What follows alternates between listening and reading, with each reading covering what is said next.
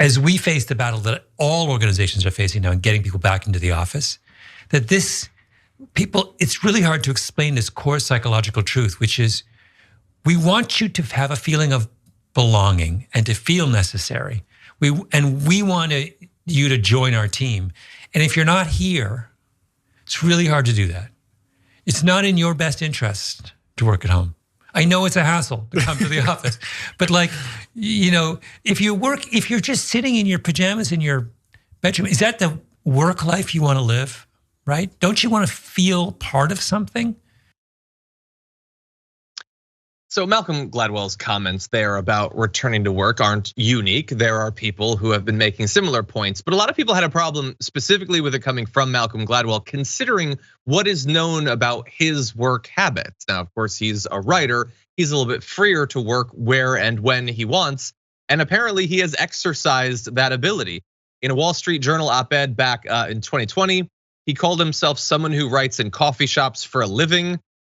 He says, I hate desks. Desks are now banished. That was back in 2005. He said he starts his day with his laptop on his sofa. No word on whether in pajamas or not. In other writing, he talks about how he has different places in New York that he likes to go to work, but not his office, notably. He has an aversion to Midtown. He wouldn't even go to the office to drop off the things that he had written. Couriers would pick them up and then bring them to the office. So he's just a very interesting person to deliver the message that you develop a sense of belonging and community with your job by being there in the office. Again, others have said it, and I have made clear that I like the idea of people being here, which is not, by the way, the same as feeling that they should be mandated to come to work. But David, I'm curious what you think about this. Look, I get that for certain people, yes, having that belonging and seeing other people and being part of a community and being able to talk to people face to face instead of over Zooms, yes, that's valuable. It's valuable to individuals, it's valuable to a team. But I think there also needs to be a certain recognition, and maybe this is why it was so surprising coming from Malcolm Gladwell. There are some people who actually, this has been the best thing that has happened to them and their families, that they get to work from home and be around their kids and be more involved in their family life. And that provides a sort of work-life balance that a lot of people didn't have before the pandemic. So I wish he would have said, yeah, in certain circumstances, particularly for people who are single or are more lonely, having the opportunity to belong, to go someplace to work, yeah, that's better than staying at home. But for other people, getting to rediscover your kids or being able to do things other than work, which is what working from home sometimes affords you certain flexibility and autonomy, that can be really powerful too. And I'm so surprised that this sort of came out as badly as it did from Malcolm Gladwell of all people. Yeah, which by the way, there was a funny tweet we found. It was Malcolm Gladwell is Joe Rogan for people who read The New Yorker. I don't know if that's 100% fair, but it's funny anyway. So look, I've talked about this. I think that people should have the ability to choose. I do also, I find the idea of only ever being at home weird. And I'm a pretty hardcore introvert. I like my alone time and everything. But for me, it feels too much like Ready Player One. It feels like you wake up in a place, you work in a place, you eat in a place, you go to sleep in a place, you wake up in a place, you eat. Like it feels too much like one thing. But if people want it, I think that they should be able to do it. To me, it seems too futuristic, too dystopic almost.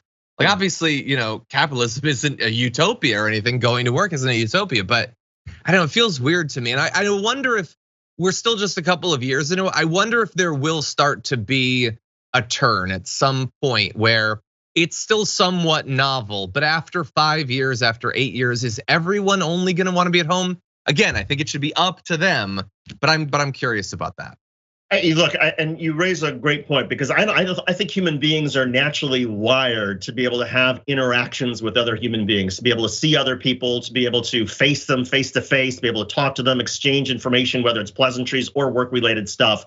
And for that reason, I mean, I've been working at home for the last, 3 or 4 years, but at least a couple of times a week, I have to schedule things to make sure that I see my friends, to make sure that I do activities that are not work related, to make sure that I'm interacting with people having nothing to do with my job, because my job otherwise would be just over this computer. And I think it's important for everybody to realize don't isolate yourself. I mean, I think that's what Malcolm Gladwell was trying to get at and didn't say so articulately, but everybody needs these connections. Everybody needs to have a sense of belonging, and just be careful that if you are working primarily from home, still make sure that you have these connections besides just through the computer, because that is, it's dangerous to sort of to leave it just with this sort of computer Zoom connection that so many people have. I agree.